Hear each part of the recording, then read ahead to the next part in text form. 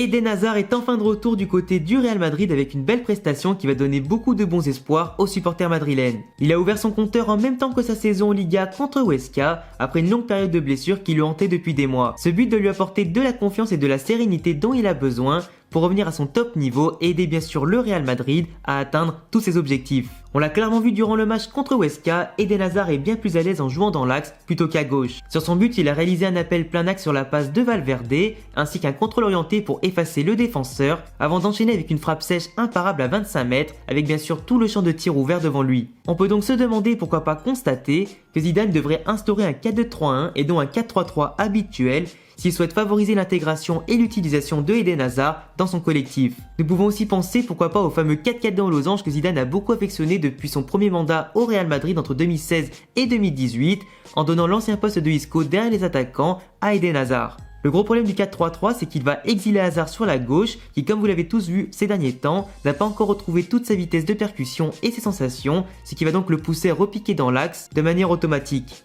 Avec son état de forme physique et sa vitesse du moment, Eden Hazard a besoin de se retrouver au cœur du jeu et de toucher un maximum de ballons pour reprendre bien sûr le rythme et de la confiance. Plus il va retrouver les automatismes et bien sûr plus il prendra de la confiance dans les passes, les déplacements, les dribbles et les frappes, plus vite il retrouvera le niveau qui était le sien et surtout retrouver la force qui était la sienne à Chelsea et en sélection. Le Real Madrid a besoin d'un joueur de ce niveau pour faire la différence et pour retrouver durablement les sommets en Liga comme en Ligue des Champions.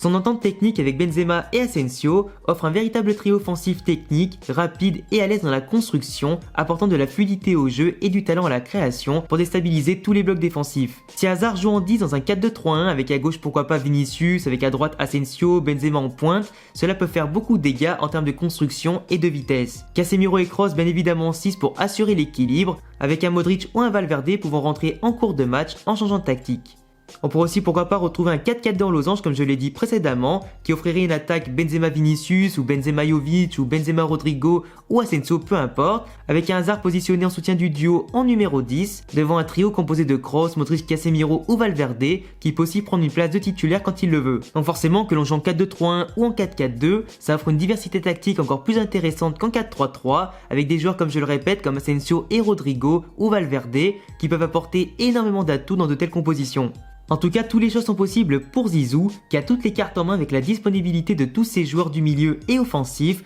pour créer un 11 capable de s'adapter et de produire du bon football avec ou sans Eden Hazard. On a clairement vu un Eden renaître contre Huesca, même si bien évidemment l'opposition n'était pas énorme et que les prochains matchs de Liga et de Ligue des Champions seront plus compliqués. Cela suffit en tout cas à prendre espoir pour que Hazard nous fasse du Hazard et renaisse de ses cendres après une période très compliquée pour lui.